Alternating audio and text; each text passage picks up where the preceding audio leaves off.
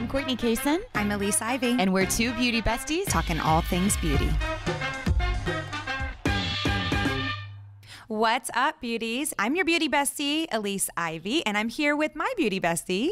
Oh, hey, girl. Hey, I'm Courtney Kason. Good to see you today. It's so good to see you, too. I will tell you what I'm not happy to see. Okay. It is Noah's Ark outside. Right. It's not doing anything for my hair or my face. Oh, or my white pants. And I know it's after Labor Day. Everybody calm down. I fully support your white pants, Thank you. wearing well into December. And then come January, like when you look like you're like taking a note out of like a Laguna Nigel moment. I'm sorry. Winter white is like my favorite. I can respect that. That is my favorite. And I just can't subscribe to the no white after Labor Day because I just love it so much. Anyway, side note, it is monsooning outside. It took me forever to get here today. But you know what someone said to me the other day I thought was so funny? It was actually my chiropractor. He's like, have you noticed that this entire year on the East Coast it's rained every weekend and it's been beautiful every day during the week? And I was like, well, now that you mention it. Yeah, I feel you on that one. Yeah, so it's pouring outside today. You know, not only does our hair have a hard time when it's raining, I mean, I think that's the obvious. I was running in today with a raincoat and like full-on hood situation, and I was like, I gotta either let the white pants get see-through or let my hair frizz out, you know, so I actually went for the see-through pants because that's kind of the obvious, right? Sure. Anyway, my makeup is like melting off of my face with this humidity. Feel ya. And one of the places that I notice it the most is actually my mascara. And so I have a question courtesy of my Instagram from Shay. And she said, what is the trick to putting mascara on the bottom lashes? I just can't. Okay. It's probably because Shay has amazingly long bottom lashes. Probably. That's my guess. Your struggle is real and wonderful all at the same time. You know, I think a lot of it, Shay, in my personal opinion, starts with what are you putting on your face as far as are you putting on a foundation that's going to stay and then are you setting it properly, right? So you're not all greasy on the under eye area. So are you doing that step? And then the next one is what is the formula of the mascara that you're using? Put on your upper first. Don't re-dip the wand. Just kind of brush it off. That's what I do. Brush off the tip and then go ahead and apply the bottom one. Formula-wise, Courtney, do you have some that you love? Actually, I really enjoy Mally's More is More. So that's so good, based off her doing the biggest singer in the world's lashes, and they'd have to carve out an hour. And here's the thing, I always say this on air. If it took you an hour to do someone's lashes, like you know who, can you imagine being that girl looking at your lashes as fabulous as they are and then having to the rest of your life live up to that lash line? Like I'd figure out a way to carve out an hour if they were that great. Well, not only that, I mean, you look at your lashes and you'd be like, I'm the most beautiful person in the world. And then you'd have to go shower. Yes. And it all goes down the drain. That away. Nope. Well, luckily for us, our next guest is a celebrity makeup artist who can talk to us about all things makeup and beauty related, style related, and let's face it, all things glam. Ashlee Glazer is here today, and she's going to take us through some of the hottest trends in beauty.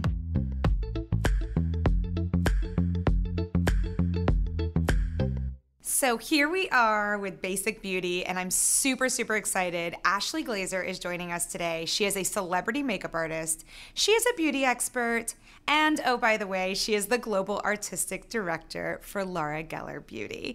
Ashlee, welcome into Basic Beauty. Thanks, Elise. It's so good to have you here. I'm so happy to be here. Yeah, so normally we get to hang out together on TV, but here we are behind microphones today, just having some girl chat. Yes, and with no hair and makeup on. With literally no hair and makeup on. Yeah, it's kind of nice, isn't it? It's very nice. A little freeing, wouldn't you say? Well, thanks so much for hanging out with me today. And, you know, I just kind of want to take a deeper dive into who you are and some of your favorite things, all things beauty related. So can we just kind of back up a few years, because we know how fabulous you are now, but let's back up a few years and talk about when you first knew that you wanted to be a makeup artist. So I don't really remember one particular vivid moment, but I've always been obsessed with glamour. I used to be, my Barbie dolls could never make it to their pretend party because they were taking too long to get ready. It was bedtime by the time I got my dolls dressed. That's amazing. So I've just really always been obsessed with beauty, and remember playing with my mom's makeup bag and coloring on magazines over the models' faces to make sure, that they'd had like the perfect look. And then when I was in high school, I really used to enjoy putting on makeup every day, and then friends would say, your makeup looks good, can you do my makeup? And I would just kind of stalk the MAC counter and in my mall and just be like, I'm gonna be one of those girls. That's so cute.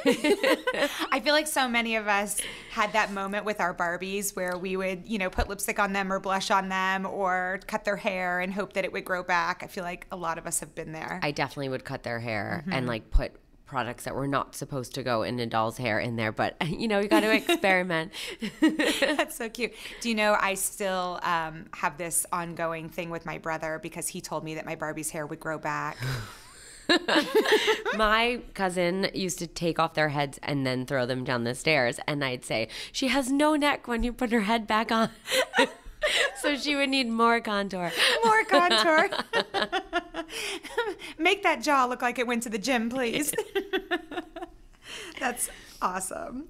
All right. Well, that's really cool. And so you started doing your friend's makeup? Is that where you started? Yes, in my bathroom. I started in the bathroom. It would be a line of girls like sitting on a covered toilet seat, and I would just do their makeup before we would go to parties. And then it turned into prom season. And then I got a job at my local hair salon as a receptionist / makeup artist. Wow. So I would kind of serve coffee, answer the phone, and tell everyone I could do their makeup if they needed. And I built up a following that way. And then I eventually got a job at the MAC counter in my local mall. And then I went to makeup school.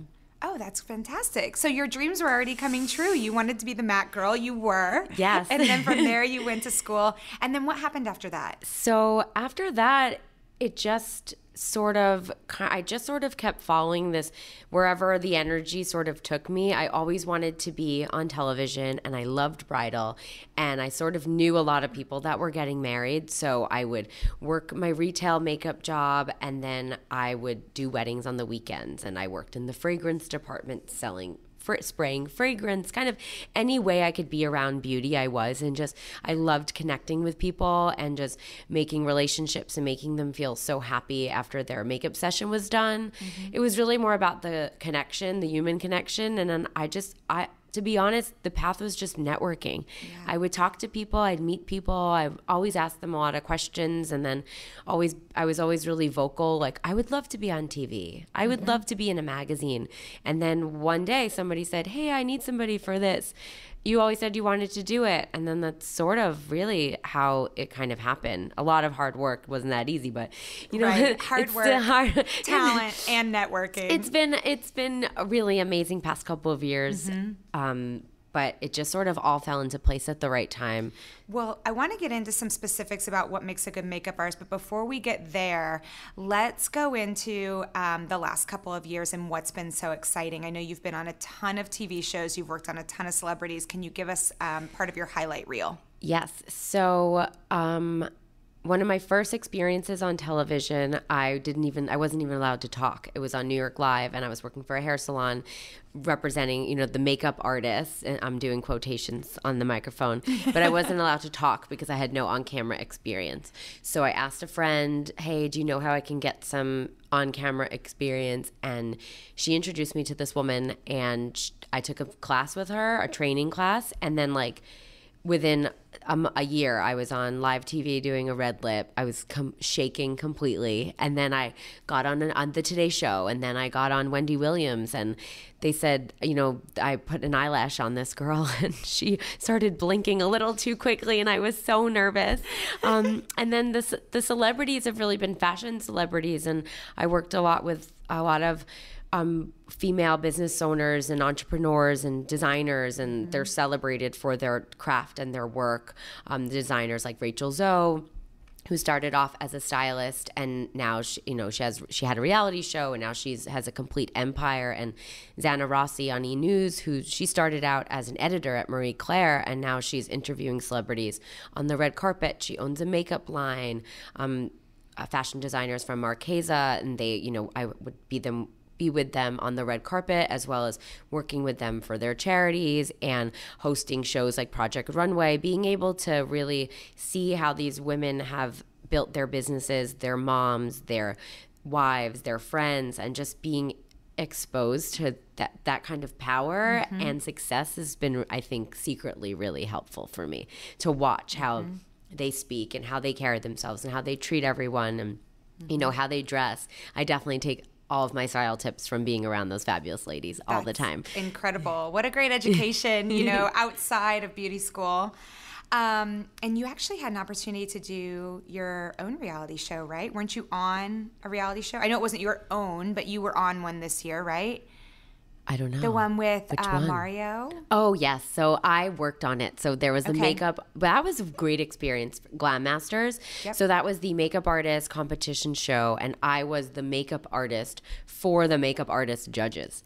So I didn't actually, I wasn't on camera, but I was doing makeup for the people judging doing makeup. So it was really amazing to get to we had our own kind of private judging of the hair and makeup team backstage, judging the hair and makeup team, and that was very hard. I would never sign up for that, but wow. It was really challenging to watch them have to execute these insane looks so quickly, but it was really kind of humbling, and you think, oh, I'm so cool, I'm here doing so-and-so's makeup, and then you're like, I can never do what that person has just created on their face. So that's amazing. It was really amazing to meet Mario and Candy Johnson and Laverne Cox and be around people like that is just to learn, just to absorb like a sponge, to soak it up. I'm a huge Candy Johnson fan. She's incredible. She's just everything She's fabulous. Absolutely incredible and so kind and so nice. And it's kind of how I feel when I'm around Laura Geller. I just want to breathe the air that she breathes because she's done something right in her career, and to be exposed to that kind of human being is really essential as a makeup artist and a businesswoman. You know what? I mean, I couldn't possibly agree with you anymore. She is a living, breathing, she might be floating, I'm not sure, angel of a human. She's so amazing.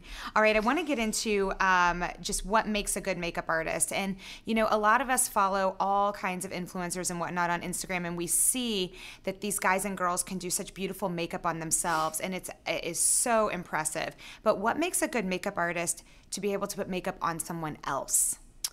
Being a good listener, having a steady hand, good hygiene, and being able to visualize somebody at their absolute most beautiful in a beauty way. So it's not about, what you want to do. It's about how can I bring out the best in this person who's literally trusting their entire face in my hands and deeper, the way that they feel about themselves. So I really think, as a makeup artist, I personally barely wear makeup. You guys see me on Beauty IQ and on QVC and other television shows, and I have my TV makeup on, but in my daily life, I really don't like to wear too much makeup. And when I go to a client, I don't like to wear a lot of makeup because I don't ever want somebody to feel intimidated that my makeup is too good, or, oh, she only knows how to do a smoky eye, or she won't understand me because she's wearing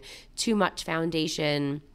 So I really just always try and be a blank canvas for my client, because that's who I'm really there to service and to make sure that they feel the most beautiful. Gosh, I wish excuse me, I wish everybody felt the way that you do about makeup, because as someone who gets their makeup done so often, sometimes you wonder, okay, wait, are they doing this for them, or are they doing this for me?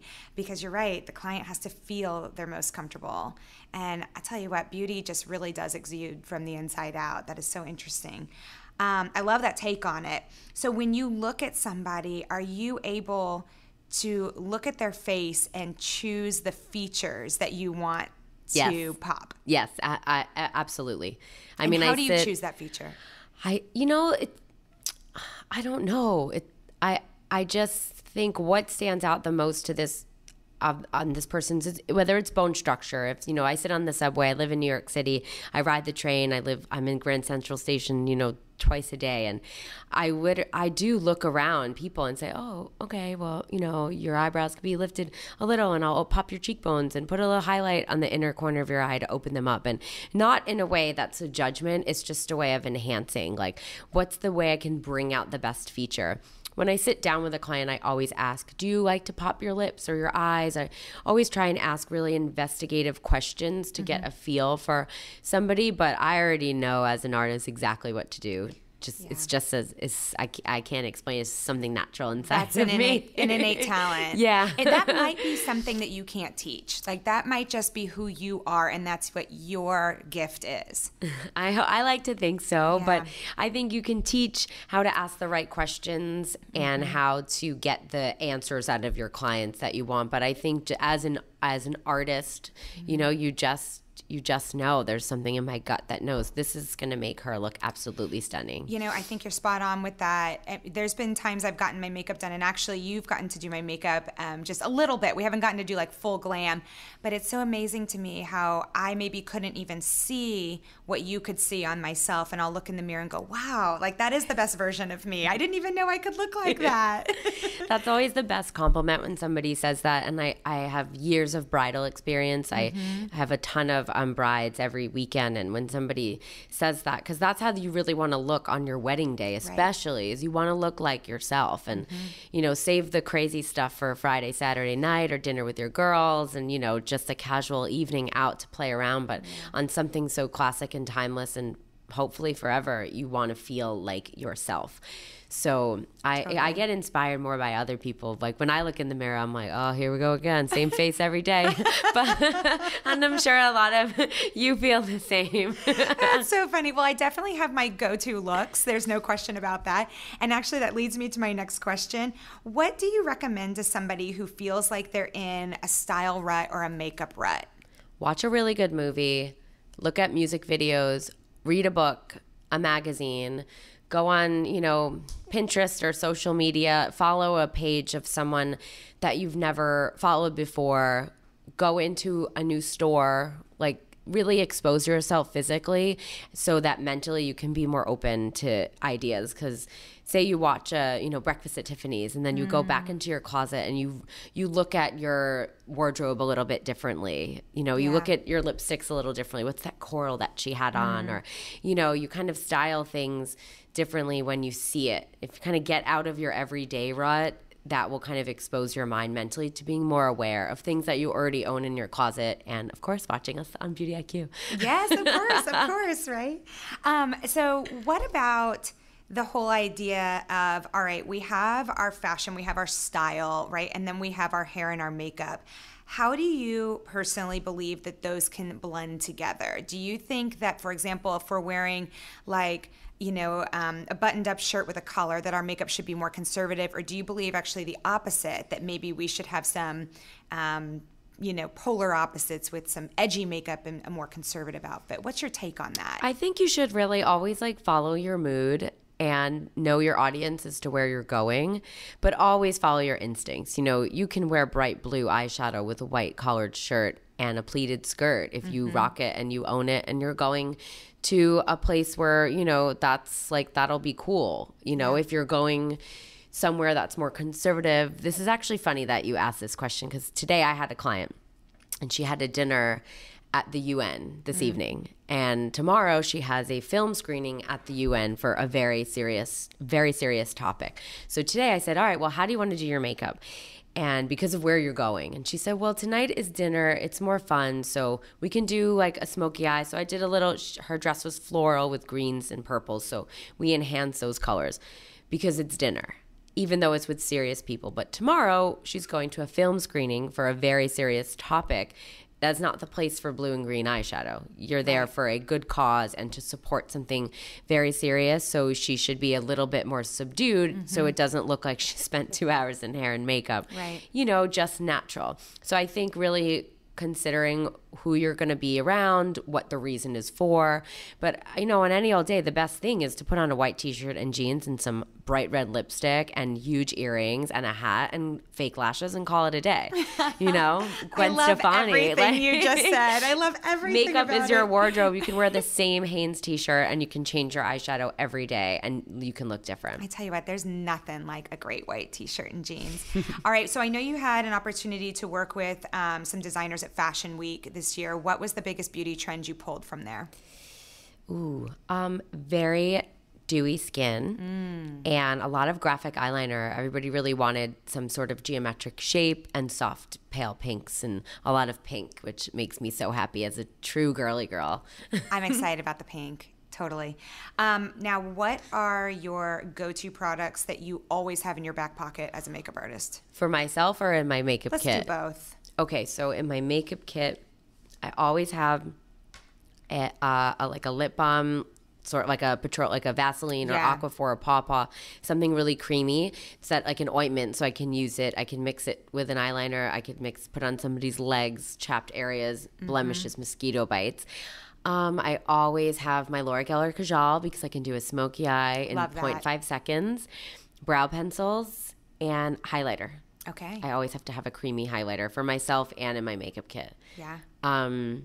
For myself, I pretty much actually have all the same things. I always have dark brown kohl because I love a bronze eyeliner. A liquid cat eye is my personal signature. I always have an eyeliner on, so I love a calligraphy style pen, a felt tip. Brows, mascara, bronzer. Gosh, I love me some bronzer and some self tanner.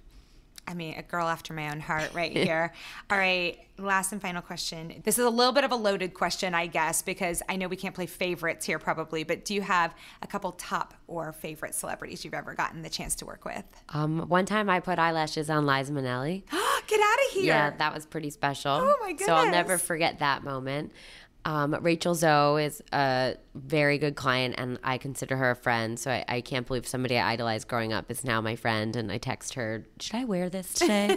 That's a awesome. special relationship. And Georgina Chapman and Marquesa, she and I are very close. And yeah, and there's just some women. I actually have a regular client, non-celebrities that I've known for 10 plus years, and it just makes me feel really special that they still will have me around doing their makeup. Are you kidding? There are celebrities in my book because I've idolized them since I was a kid. Just, girls that I've known since high school and celebrities that I've looked up to. Yeah, that is really amazing when you've looked up to somebody and then you actually get to work with them and you're like, oh my goodness. Yeah, and working with Mario, Makeup Mario, has been really amazing. He asked me once to come on a job with him as a makeup artist. So to do somebody's makeup on a shoot that he was doing, and I was like, oh my gosh, are you sure? And he was like, yes. And I was like, okay. So it was a really great compliment, and he's super humble and kind, and it's really been amazing to get to know him as well. Well, and you are super humble and kind, for sure. I remember the very first day that we worked together, I was like, this girl is amazing. She's such a girl's girl. She's so much fun. And I tell you what, you are so humble for what you've already accomplished at this very young age, or early 30s here, a celebrity makeup artist, beauty expert, and the global artistic director for Laura Geller, which I'm so thankful for because that's why I get to work with you. Yes. Thank you so much for hanging out with us here on Basic Beauty. Thank you so much. I'll see you soon. Yes.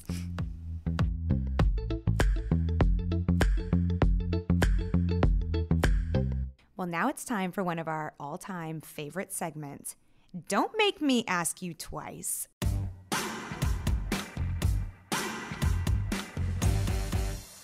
This is from DG Gill. She says, over the age of 50, do I line my eyes with black, brown, gray, or none at all? DG, my goodness, none at all, sister? Yes, you can line your eyes with whatever you want to. I really think it's about formula more than color. You want to make sure that you're getting a formula that's going to glide on and not skip, and then that's going to stay put throughout the day. Julep Win Pencil Met Gel is fantastic for that. Laura Geller has great liners. Dalton has great liners. It Cosmetics has fabulous liners. But personally, I use all of those colors. One of the ways that I make my eyes, not look so intense, I guess. If you want to use a black, maybe you're just going to use that on top, and then maybe you'll use that brown on the bottom or that gray on the bottom, because it's okay to mix and match those colors. So that might be something to think about. But no, I don't think age has a lot to do with which color you decide. I think it's maybe how thick you're putting the line on and truly what you're most comfortable with, because obviously you need to look in the mirror and feel you're most confident. All right, I'll grab one more here. Okay, this is a big question. What is the best coverage you have found for age spots? Okay, so I'm going to kind of group this together because I get a lot of questions about sun damage, age spots, melasma, pregnancy mass, dark spots, etc. This is how I personally cover them. What I do is I take an orange type of cover first. It's like a concealer, but it's orange. bareMinerals makes one Well Rested, or you can find any kind of color correction that's more on the orange side. And I dab that on my darker spots first. Then I go through with my full coverage foundation, and then I conceal, and I just do the rest of my makeup. But by putting that orange on the dark, it's been able to neutralize my dark spots. And I have a couple on my forehead, and that has really, really helped. What I would also recommend, Kay, is you got to go for a full coverage foundation there. So Mally has some fantastic full coverage foundations. It Cosmetics can absolutely be full coverage. If you're using a foundation right now that is more of like a CC Veil, for example, that's a little bit lighter, you might need to put a few layers on. The other thing I would say is then set that makeup so it's not going to slide, so it's not going to move. And plus, knowing that you have a couple of layers on now, definitely want to set that makeup. And that leads me to one last question about setting makeup and having makeup not slide off throughout the day. If you're not into setting so much with powders, make sure you're at least locking it in with a spray. Christopher Buckle has an incredible makeup setting spray that you can use, and there's a whole bunch out there. So just find the one that you enjoy, but definitely set your makeup, and that will keep it fresh and fabulous all day long.